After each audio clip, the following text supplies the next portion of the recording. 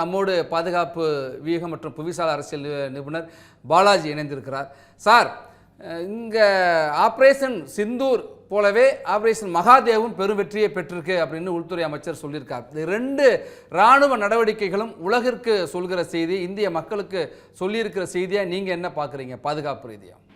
Sir, இது பாத்தீங்கன்னாக்கா அவருங்க ஆபரேஷன் மகாதேவ்ல பாத்தீங்கன்னாக்கா பல்கலாம் தாக்குதலில் ஈடுபட்ட 2 தீவிரவாதிகள் அவர்களை கொண்டிருக்கிறார்கள். நம்ம முதல்ல பாத்தீங்கன்னாக்கா கவுண்டர் டெரரிசம் ஆபரேஷன்ஸ் பாத்தீங்கன்னா அக்ராஸ் த பார்டர் பண்ணோம். இப்ப இன்டர்னலா பாத்தீங்கன்னாக்கா ஹோம் டவுன் டெரரிசம், அதாவது இந்தியாவில் இருந்து கொண்டே தீவிரவாதிகளுக்கு ஆதரவாக செயல்படும் திட்டங்களை ஈடுபடுபவர்களையும் தாக்குதல் நடத்தியிருக்காங்க. இது பாத்தீங்கன்னாக்கா இது அரசியல் ரீதியாகவும் சரி, ராணுவ ரீதியாகவும் சரி மிகப்பெரிய ஒரு வெற்றி.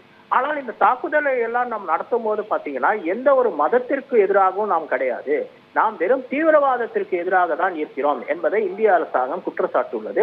அதே போல இந்திய ராணுவமும் இதை இதை குறிப்பிட்டு கூறியிருக்கிறது மிக மிக ஒரு முக்கியமான ஒரு விஷயமாக பார்க்கப்படுகிறது.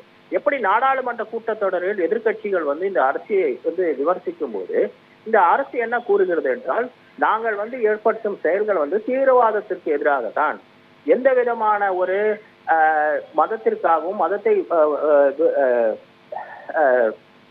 மதத்தை நம்புவர்களுக்கு எதிராகவும் எங்களுடைய தாக்குதல் கிடையாது அப்படிங்கறத மிக இது அக்ராஸ் த பார்டரா இருக்கட்டும் சரி, இன்சைட் த பார்டரா இருக்கட்டும் சரி, இதை நமது அரசாங்கம் நிறைவேற்றியிருக்கிறது. சார், அதே போல இங்க ராணுவ நடவடிக்கையினுடைய வெற்றி ஒரு பக்கம் நம்ம பெருமிதத்தோடு கொண்டாடுறப்ப இன்னொரு கேள்வியை திரும்ப திரும்ப கேட்டுட்டு இருக்காங்க சார். இப்போ அமெரிக்காவுடைய அதிபர் டொனால்ட் ட்ரம்ப் இந்த இந்தியா பாகிஸ்தானுக்கான இந்த இடையில் ஏற்பட்ட போர் பதற்றத்தை நாங்கள் தான் நிப்பாட்டினோம், போரை நாங்கள் தான் நிப்பாட்டினோம், நான் தான் நிப்பாட்டினோன்னு தொடர்ந்து சொல்லிகிட்டே வர்றார். இப்போது கம்போடியா தாய்லாந்து பிரச்சனை வரைக்குமே அவர் தொடர்ந்து கொண்டிருக்கிறார். ஆனாலும் கூட நடப்பது என்பது வேறாக இருக்கிறது. உள்துறை அமைச்சர் ஒரு கேள்வியை கேட்டிருக்கார். நம்மளுடைய வெளியுறவுத்துறை அமைச்சருடைய கருத்தை நம்ப மாட்டேங்கிறீங்க, ஆனால் அமெரிக்க அதிபருடைய கருத்தை நீங்கள் நம்புறீங்களே, இதுதான் உங்கள் தேசப்பற்றா என்கிற ஒரு கேள்வியை எழுப்பியிருக்காருல்ல, எதை சார் நம்புறது? சார், ஆக்சுவலா இதுல பாத்தீங்கன்னாக்கா யூஎஸ்ல பாத்தீங்கன்னா யூஎஸ் பிரசிடென்ட் எதை வேணாலும் கிளைம் பண்ணலாம். ஆனா அங்க ஸ்டேட் டிபார்ட்மெண்ட் கிளைம் பண்றதா கிடையாது. ஏன்னா அந்த ஸ்டேட் டிபார்ட்மெண்ட் கிளைம் பண்ணா அவங்க செனட்டுக்கும் காங்கிரஸுக்கும் அந்த விஷயத்தை எக்ஸ்பிளைன் பண்ணி ஆகணும். அது எப்படி நம்ம பாராளுமன்றத்துல எக்ஸ்பிளைன் பண்றோமோ அவங்களும் எக்ஸ்பிளைன் பண்ணலாம். அந்த மாதிரி எதுவும் பண்ணல இல்லைங்களா? கிளைம்ஸ் பாத்தீங்கன்னா யார் வேணாலும் கிளைம் பண்ணலாம். இப்ப ட்ரம்ப் கூட பாத்தீங்கன்னா கம்போடியாக்கும் தாய்லாந்துக்கும் நாங்க தான் சமரச பேச்சுவார்த்தைன்னு சொல்றாரு.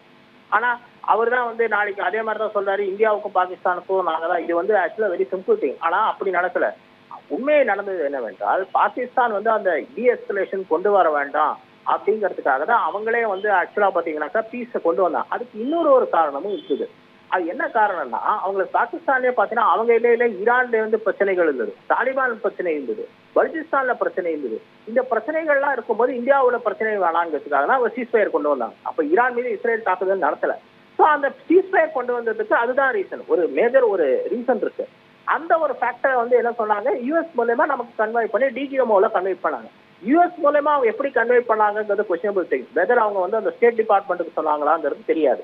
ஆனா ஆக்சுவலா சீஸ்ஃபயர் கொண்டு டிஜிஎம்ஓ டாக் பண்ணோம்னா இவர் என்ன சொல்லியிருக்காருன்னா, என்னுடைய அட்மினிஸ்ட்ரேஷன்ல தான் வந்தது அப்படிங்கறத சொல்லியிருக்காரு. அது ஒரு தவறான ஒரு செயல்.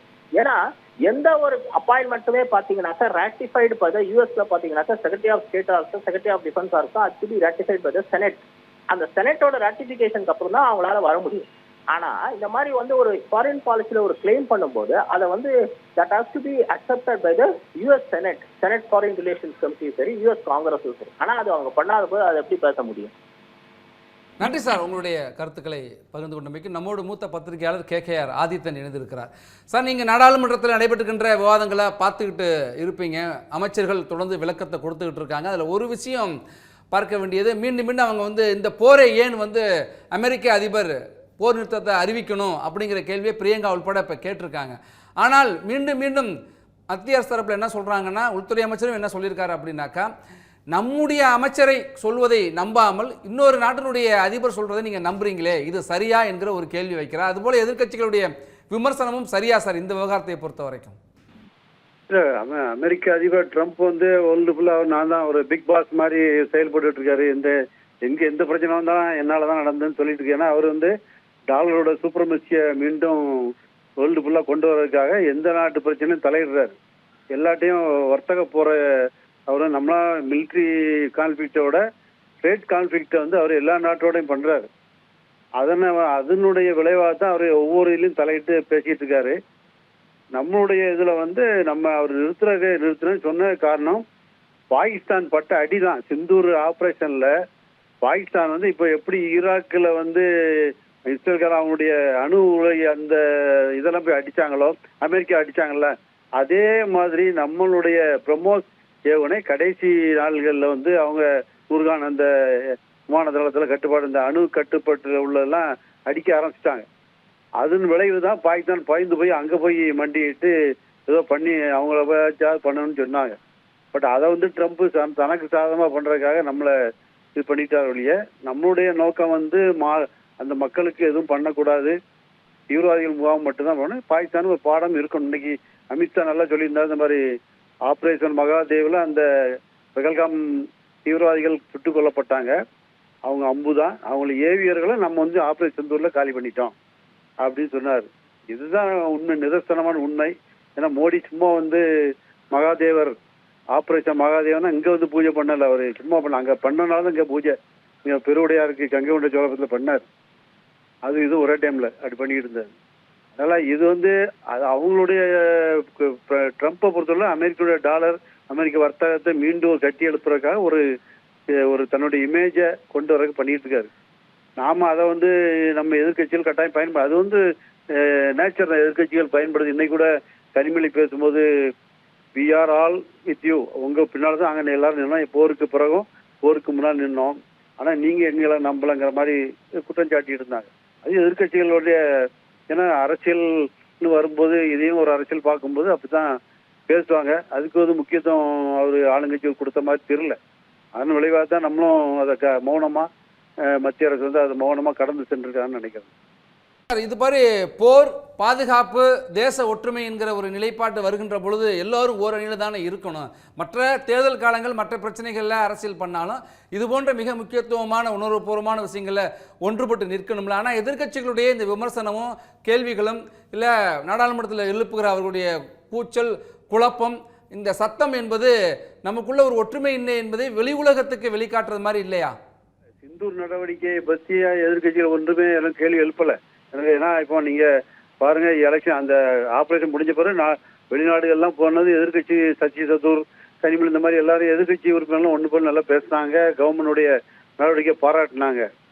அதே சமயம் இங்க உள்ள லோக்கல் பாலிட்டிக்ஸுக்காக பெகல்காமே அட்டாக்கு தடுத்து நிறுத்தலைன்னாங்க. அதுக்கு விடை கிடைச்சிட்டு 2 நாளைக்கு முன்னால விடை கொடுத்துட்டாங்க சென்ட்ரல் கவர்மெண்ட். அதனாலதான் இவங்களால அதை வந்து அதை ஒரு பிரச்சனை ஆக்க முடியலையே.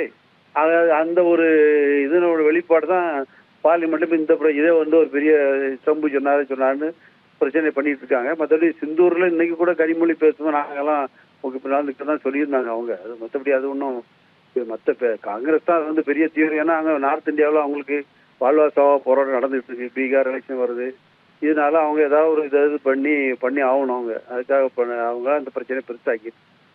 நன்றி சார், உங்களுடைய கருத்துக்களை பகிர்ந்து கொண்டமைக்கு.